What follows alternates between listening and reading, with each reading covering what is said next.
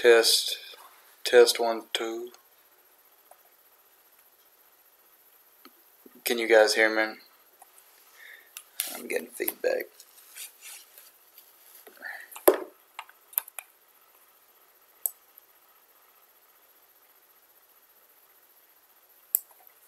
Okay.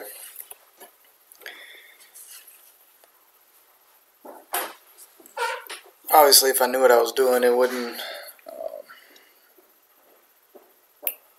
be so bad in my headphones, but I can hear myself talking. It's only distracting me from what I'm doing, so I'm going to try to make it work. Alright guys, I called the 2-hour delay. I want that to be noted.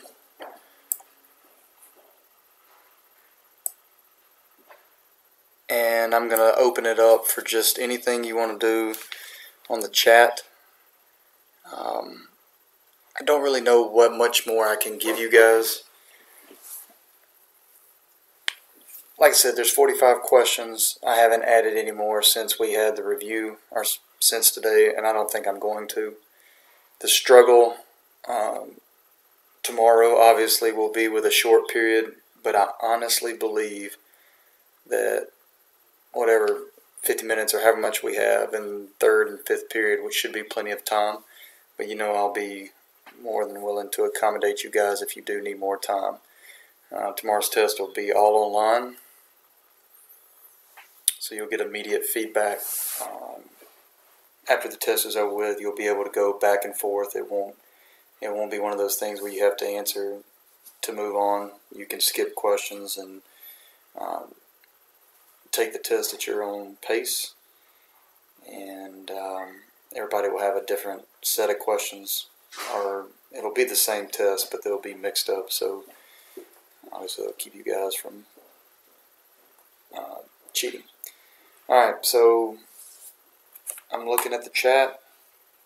If you have a specific question, first one I'm looking at here is from Harrison. He says, so to confirm, no questions regarding Mexican-American War. It all ties back in, honestly, Harrison. If you look at, I guess, the result of the Mexican-American War, there's no specific questions about the Treaty of Guadalupe Hidalgo, or knowing whether or not James Polk's kind of reactions and presidential actions during that time. There's nothing specific with that. The Wilmot Proviso is a specific reaction to the Mexican-American War, and you need to know exactly what that is. And you also, one specific question, and I specifically put this question in there because I've asked it every year, and it's a quote from Ralph Waldo Emerson. Pretty much he was foreshadowing what the Mexican-American War, or what the country's ability to gain land from the Mexican-American War, what it was going to do to the country. He was foreshadowing slavery being an issue and what to do with those territories that we gained from the Mexican-American War. And he basically gave an eloquent quote, and the last part of that quote was, Mexico would be the poison. Ultimately, Mexico would poison us. And he was simply referring to the issue of slavery. The Compromise of 1850 was a result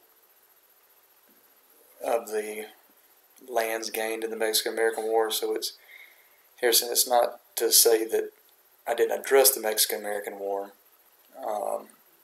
but specific questions about it I did not put. I can't remember putting a specific question about the war. Alright, so the next question I see here is Gracie. She's got a question on the Compromise of 1820. Before Missouri and Maine were admitted, how many free and slave states were there? I looked it up and it said 11 and 10, but I couldn't remember. 11 and 11. Alright, there were 11 free states and 11 slave states. I didn't get that in depth into the questions. I really think it's in your best interest to know the results of the Compromise of 1820.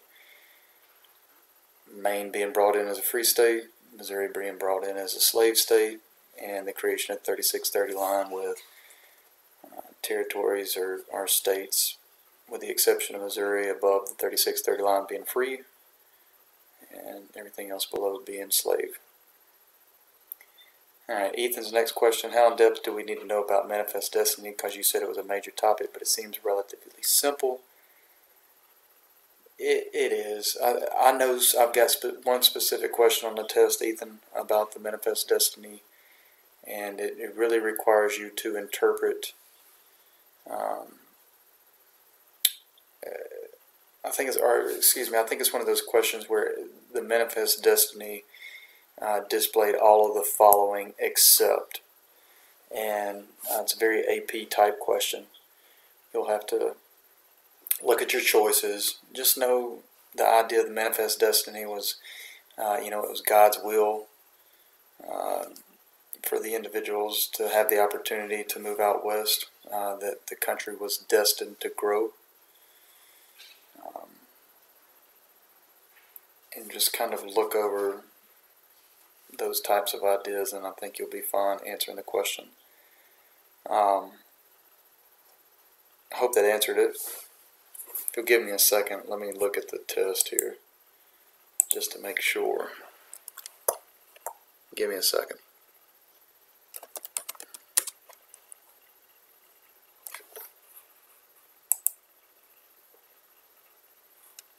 While I'm looking at this, if y'all want to type other questions into the chat, as soon as I get back to looking at the screen, I'll answer it.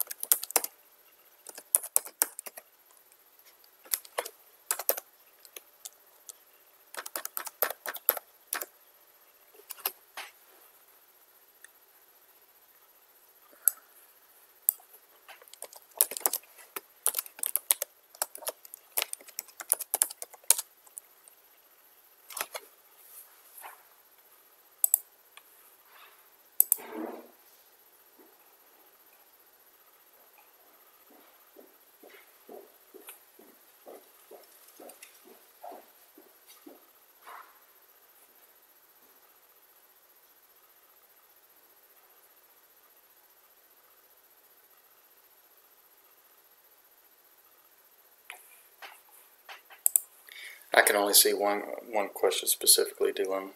Just like I said, you'll need to know, obviously, the results of it. A lot of me is wanting to just ask this question to you. I think I did ask it to one of the classes that chose it, so just to be fair, I'll read the question to you.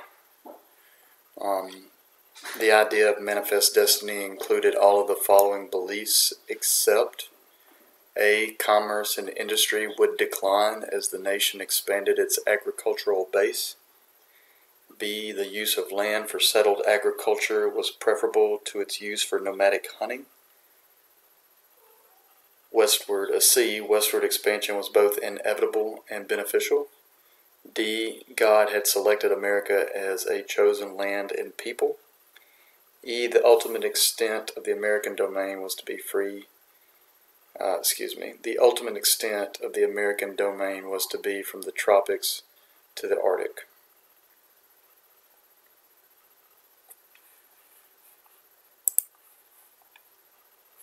I'll let y'all answer that.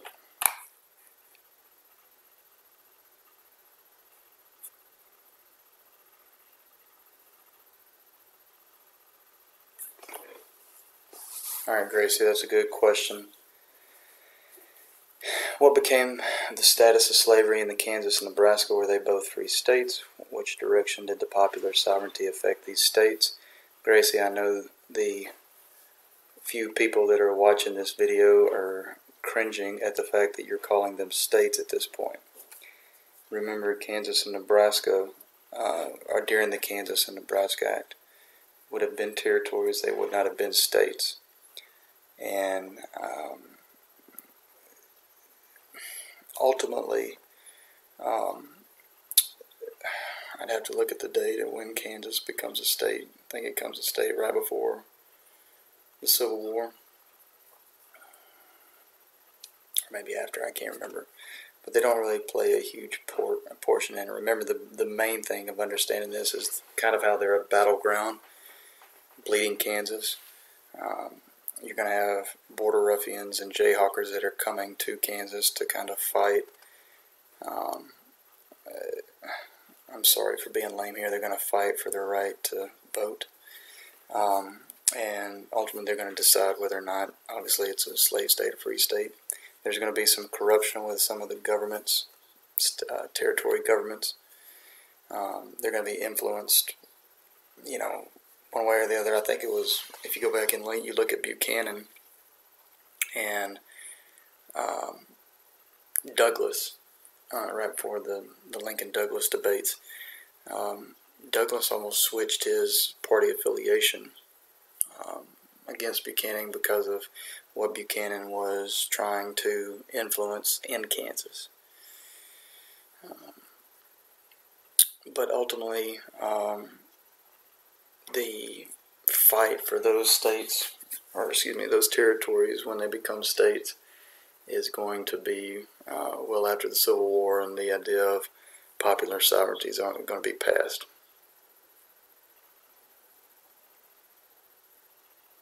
I apologize for rambling too. It's late. I hope that made sense. Alright, I'm looking at Tareem. She says, okay, so I feel really comfortable with the old stuff, but starting after the Wilmot Proviso. You got to be more specific. No, May, I haven't added any more questions. I'm not going to either. I felt like I needed to, but then the more and more questions that started popping up in my head, I was like, if they don't know that, then, I'm just wasting your time. I feel like I've got the main parts of what I needed to get done, and I'm not just going to add questions to add questions.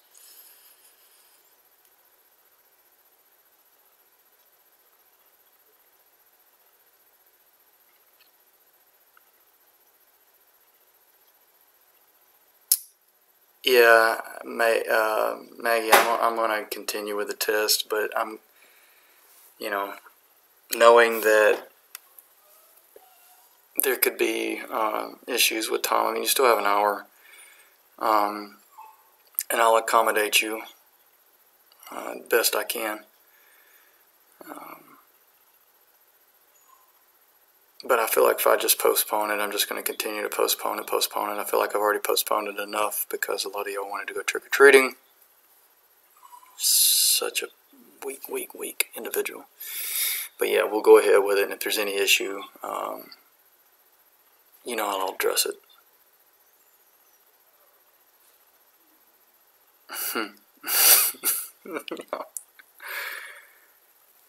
Sophia asked a good question. I'm just ignoring May and Ethan's.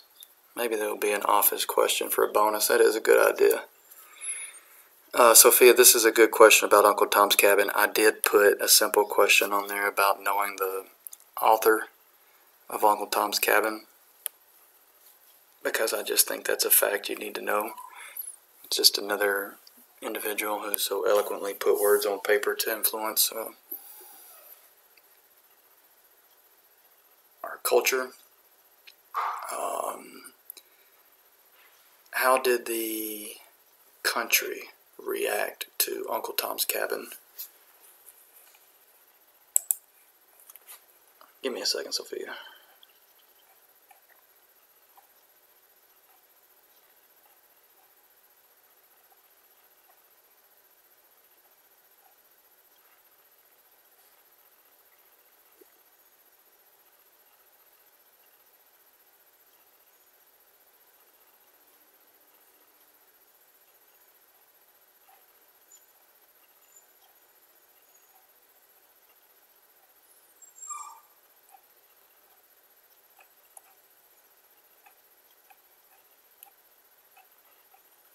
If you wonder why I'm just desperately staring into the screen, I'm staring at the test right now. I know that's awkward.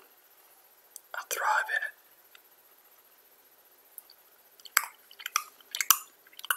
That noise is for Gracie.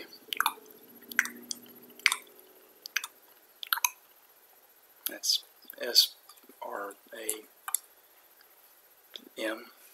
something along those lines.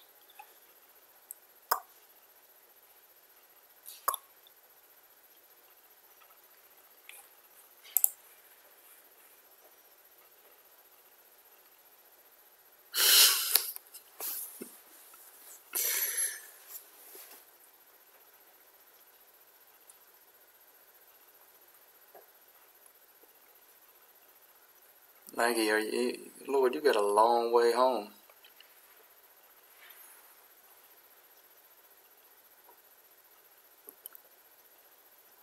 Sophia, I hope I answered your question, because now I'm getting lost in all the different things, but know the author of Uncle Tom's Cabin, and then I said how the country reacted, but technically I took a question from a previous test that I'd given, but it's no different, how the foreign countries, Great Britain and France, once Uncle Tom's Cabin made it overseas, and they were able to read, what the life and institution of slavery was really like. How did they react? And I'm gonna leave that question on there because I think it'll be a tough question to answer.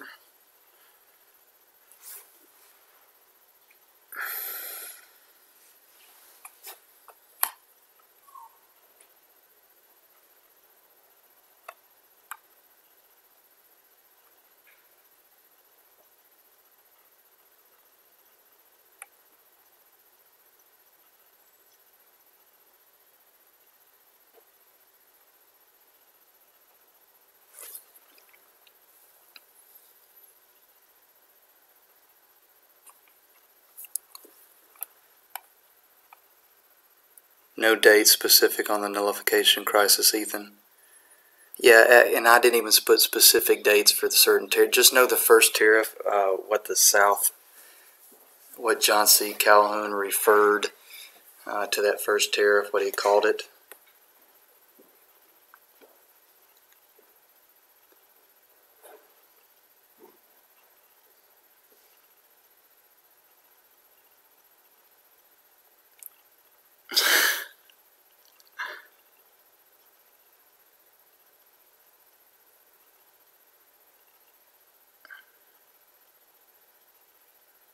Tariff of abominations, that's right.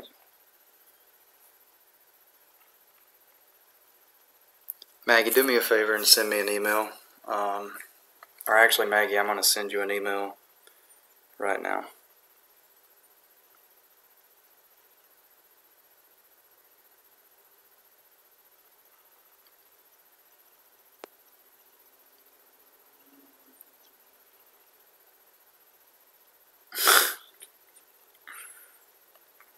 I gotta say, the questions for the office in 8th period were superior than every other class. Not trying to start any arguments or anything. Like I said, I want it on record that I called the 2-hour delay. I could be a superintendent. For the American plan, do we? No, you don't. Rustin, that's a good question. Just know Henry Clay's idea and how that was kind of a rebuttal to the Jacksonian ideas that were going on at this time. If that makes sense.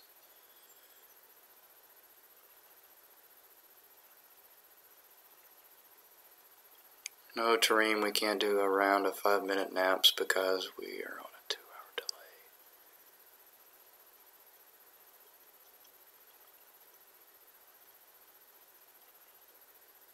I'm assuming, Ethan, that Rustin is referring to the American system that was a part of Henry Clay's creating the Whig system, kind of making that idea where government funds were going to be used to improve American infrastructure, like the government was going to focus on what the United States had at that point instead of expansion, things of that nature. No, you don't. I mean, yeah, Rustin, don't worry about that. Just know Henry Clay, American System, and it was its response, or it was their, with the creation of the Whig Party, their answer to fighting what Jackson was creating at that time.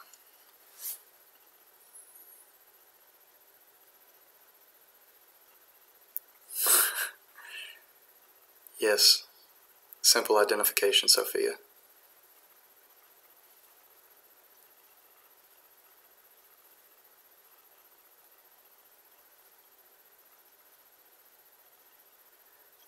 Rustin, how did you retract a message out? Oh, never mind.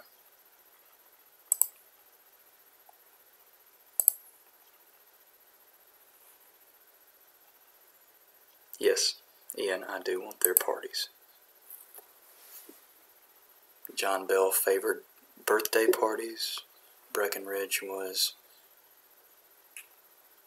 Okay, I'm sorry, I'm trying to be funny. It's just too late. It's a terrible joke.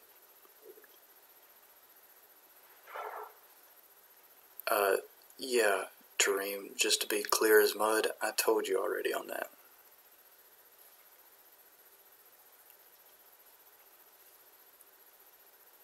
There's no specific questions about, like, the Gadsden Purchase or the Treaty of Guadalupe Hidalgo or any of those. I mean, it's interesting. If you wanted to, really step up your American history game, you could sit there and look in the Mexican-American War and start, like, researching all these big general names that ultimately we're going to come back and look at in the next couple of weeks during the Civil War. It's pretty interesting.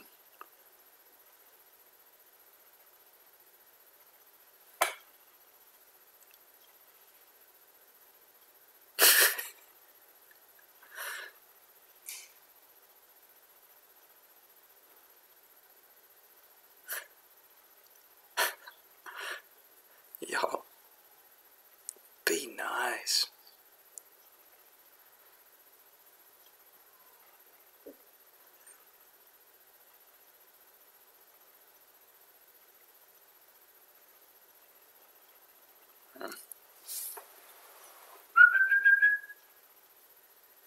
Let's see if I can get some brownie points. Hey, Nugget. Let him in. Let him in.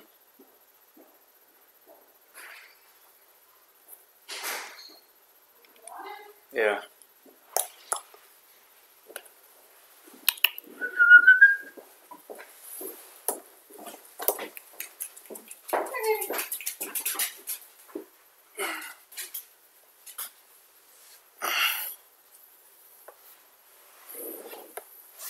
Good bonus question, May.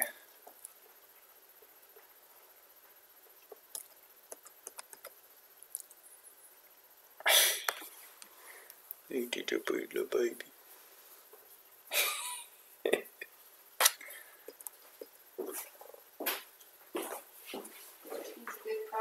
Yeah, I know it.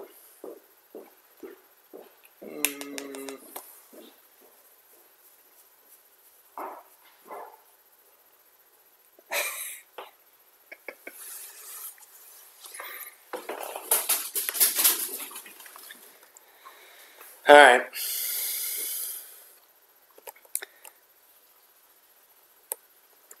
Miss Clark is busy working. She ain't got time to talk to y'all.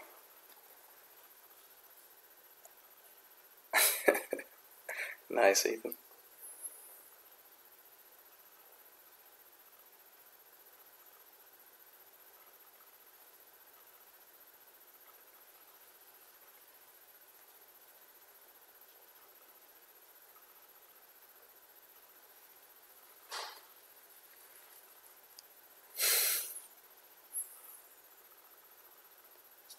Come here, Erica. They want to say hi to you.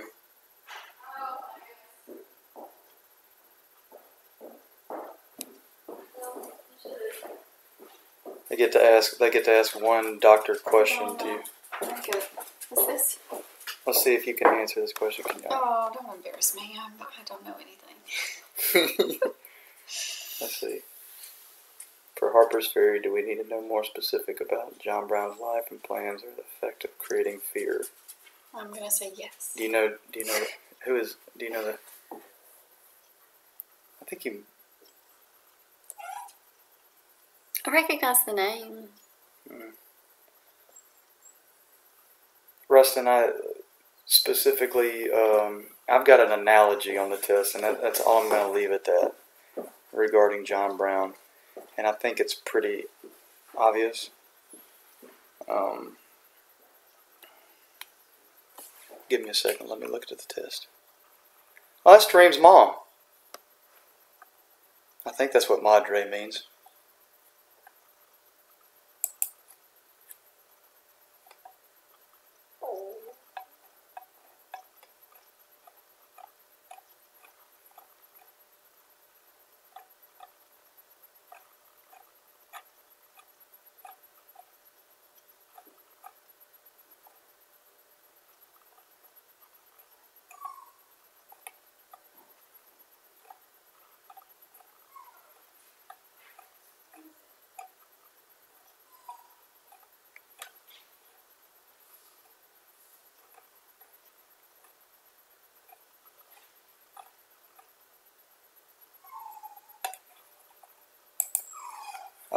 Rustin, just know the main motivation for John Brain's raid. I would love to get more specific and ask you questions about facts, but what's really the purpose in that? Just know the main motivation of why he did what he did at Harper's Ferry.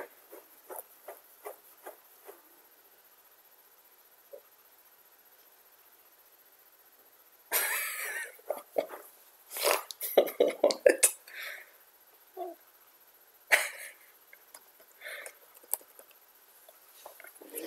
Good Lord, Harrison, let's get... I feel like I missed a question right here from somebody. Hold on. Who is Mo?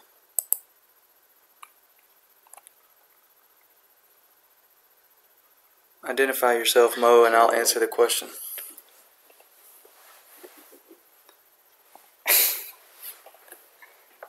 Oh, hey, Morgan. The candidates. The candidates and their party. I really wanted to ask questions about their political platforms, but I didn't. I kept it very simple.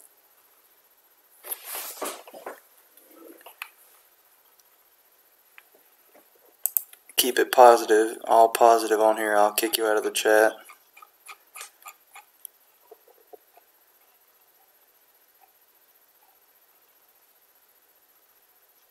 Oh, there is one question about the the Republican platform for the election of 1860. Go back and review that.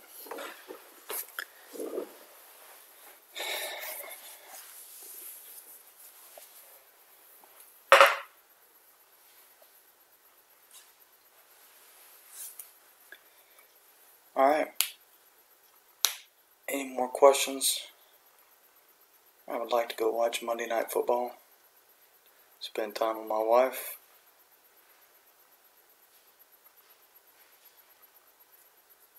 If there are no other questions.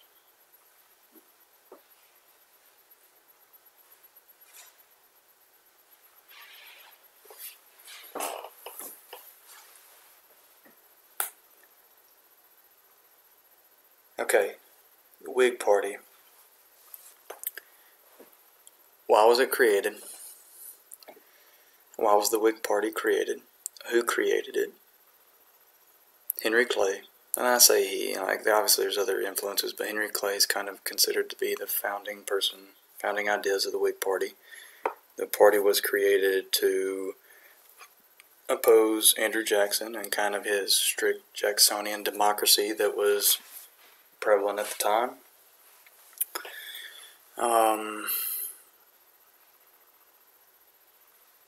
Trying to think specifically how I asked it on the test.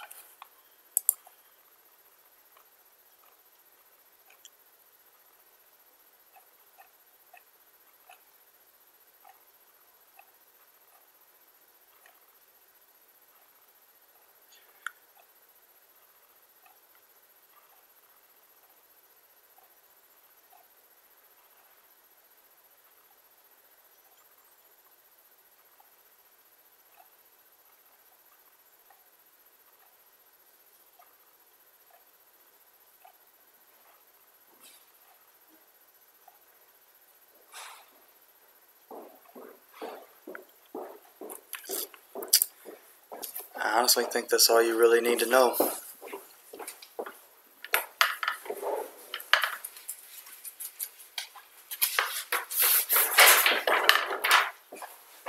I didn't go into much depth. I mean, there is a true-false question about whether or not Abraham Lincoln was a former Whig.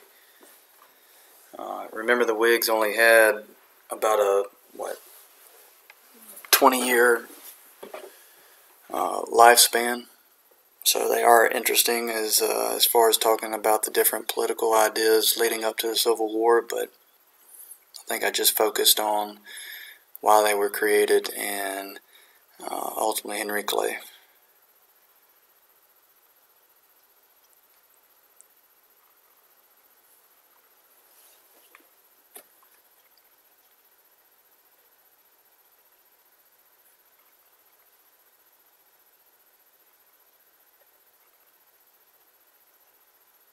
Erica, if a kid eats a blue crayon and a yellow crayon, do they vomit green? Yeah, that's what I thought.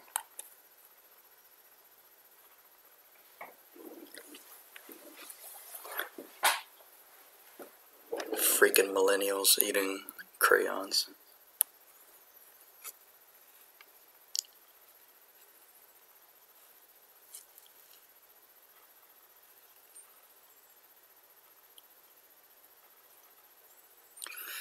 Alright.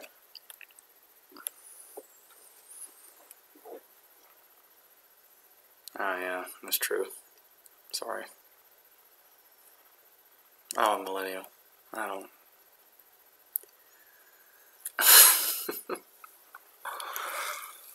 Give me an office question.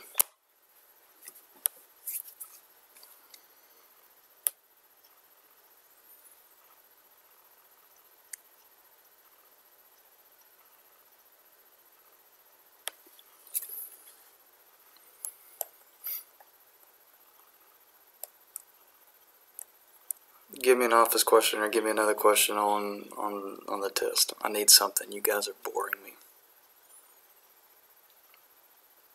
What is season 1, episode 2? Is that discrimination? Or sensitivity training?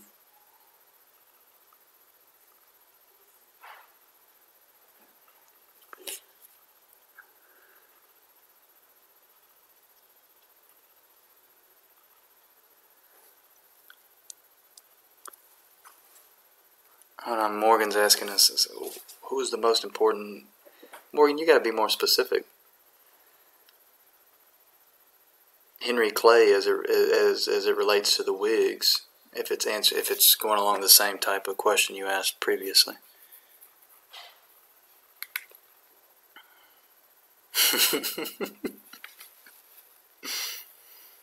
Been up all night mashing the garlic. It's a classic.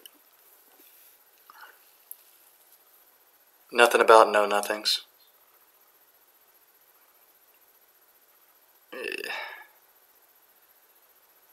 Interesting to the story, I didn't put any questions like that on the test.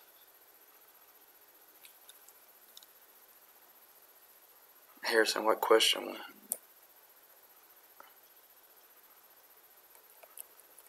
I don't know why he left.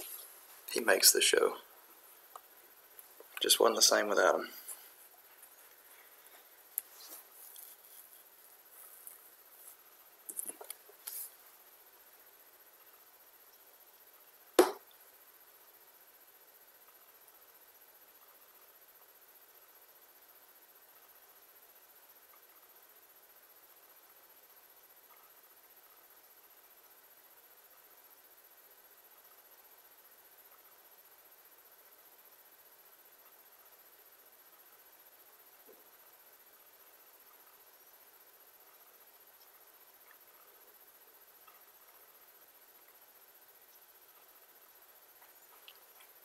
I don't think the question is what's better, is which one makes you more uncomfortable. Dinner party makes me uncomfortable.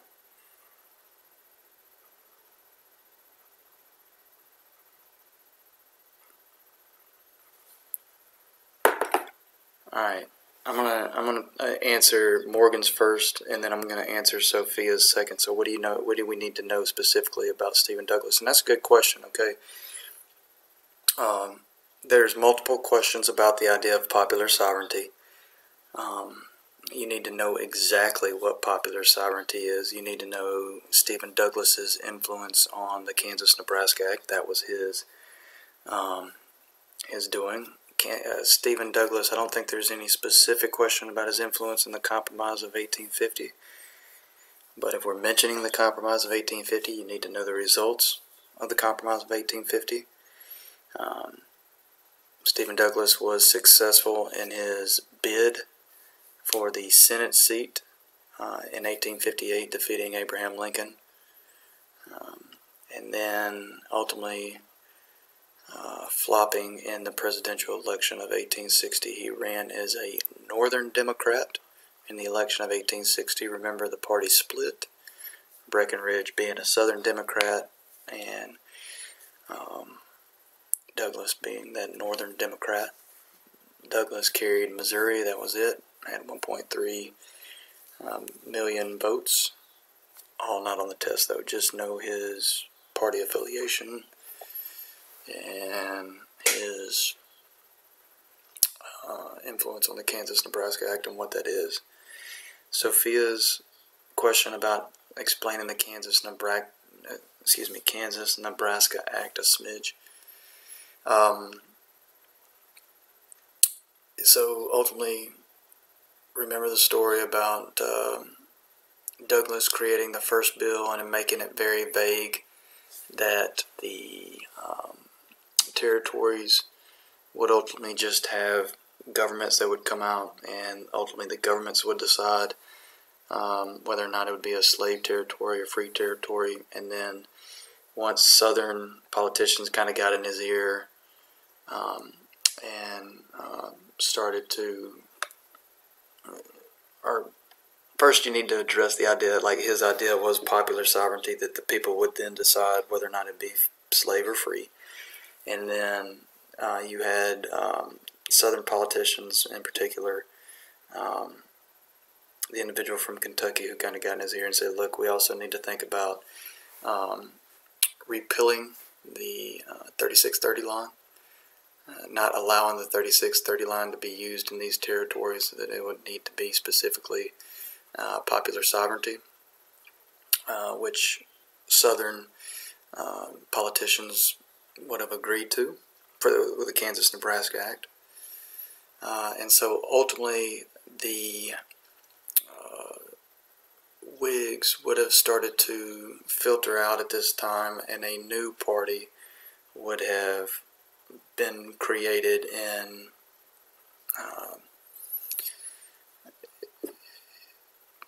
to oppose what was going on with the Kansas-Nebraska Act, and ultimately that's the Republican Party. They realized that the ability for slavery to expand into these new territories is bad for the country. And so you have this huge faction, or the split. You have the Whigs coming out, you have the Republicans being birthed from it, you have Kansas becoming, like we said, a pre-Civil War battleground with pro-slavery pro-slavery border ruffians and anti-slavery Jayhawkers coming to Kansas to fight. I didn't ask any question about John Brown and Potawatomi, but it is what it is. I hope, Sophia, that answered something as far as, if you have a more specific question you can ask. You don't need to know Lewis Cass.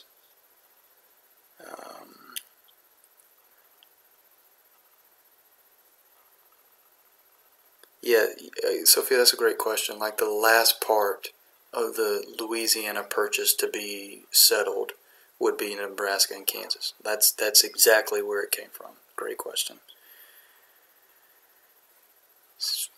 Rustin, that's the bonus question. You all need to thank Rustin Give Rustin a high five, give Rustin a dap, whatever you guys do, but Rustin just came up with the bonus question.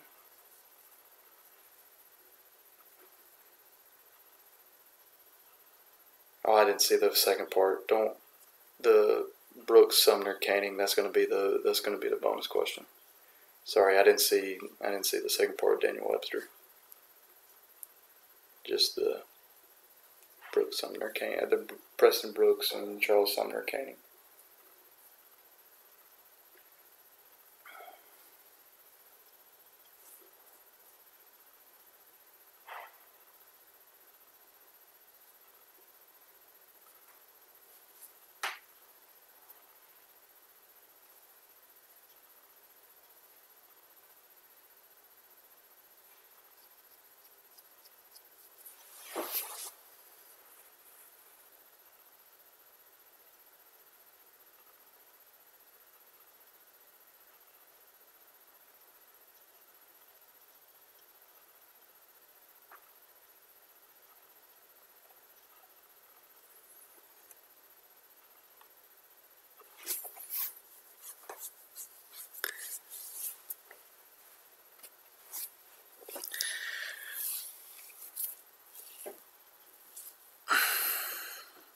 I know the answer, May. William Lloyd Garrison, abolitionist, created the Liberator. Liberator was a newspaper that called for the obviously the abolition of slavery, like for slaveholders to not even be compensated for their property, just a 100%. Hey, let's get rid of slavery. This would have been early 1830s. Very extreme idea, but it was in the North, so there were a lot of abolitionist views starting to take hold during that time.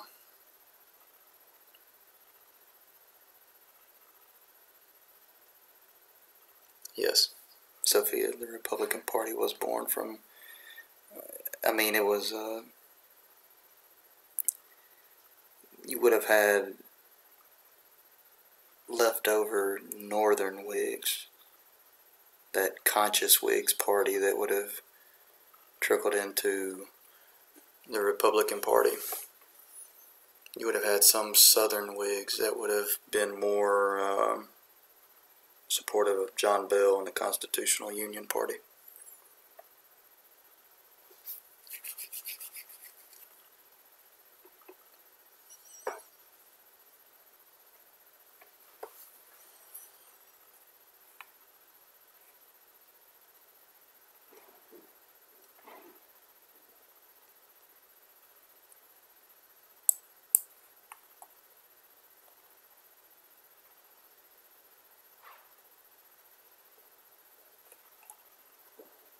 No definition questions, Ian. It's all multiple choice.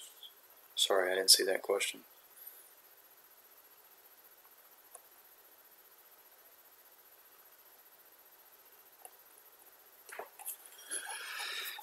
Alright, if there's a question up over.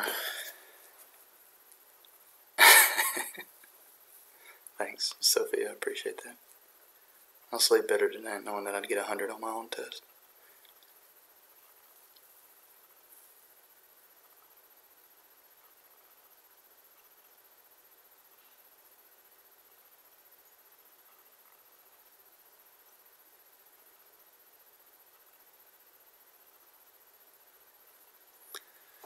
Alright. Speak now, forever hold your peace. I'm about to turn it off.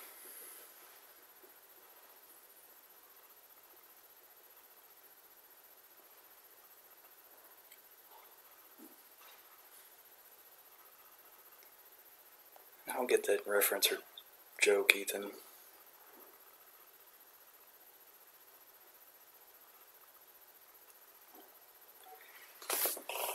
Honestly, Eliza, I can't briefly explain it. I think it would be in your best interest to know the candidates, the four parties. I left the main assessment of that question to be in the essay that you're going to be writing. So just know the candidates who ran for president in their party.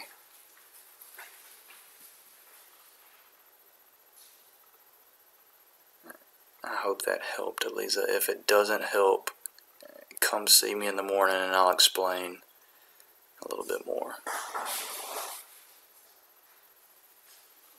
Oh, I get it.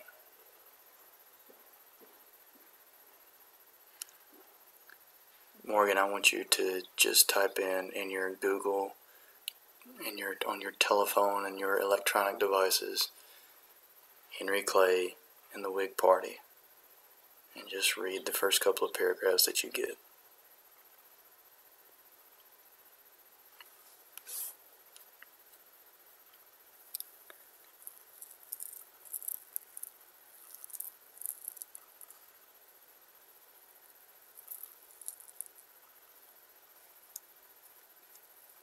Somebody help Morgan here.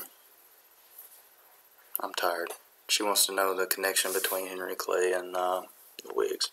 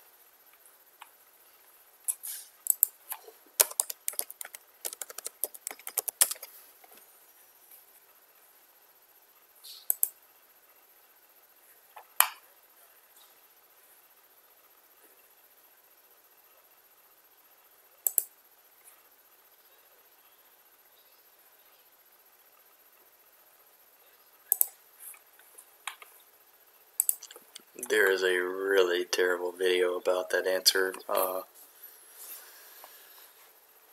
Morgan, and you're more than welcome to watch it, but I don't recommend it.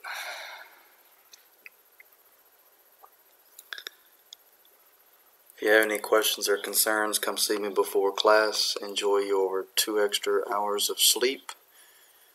I will be doing the same.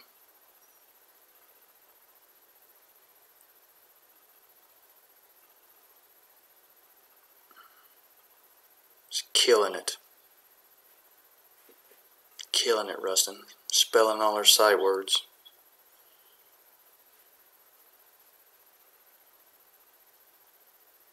Yeah, I've already got her in IB kindergarten.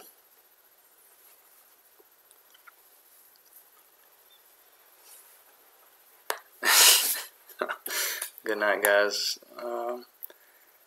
Morgan, you're making me feel guilty. I'm going to find you one specific thing here. Give me 2 seconds.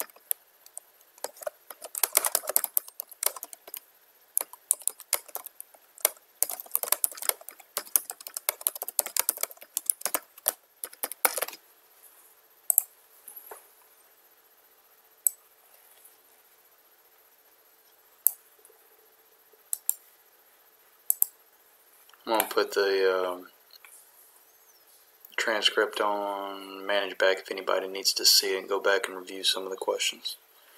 Good night.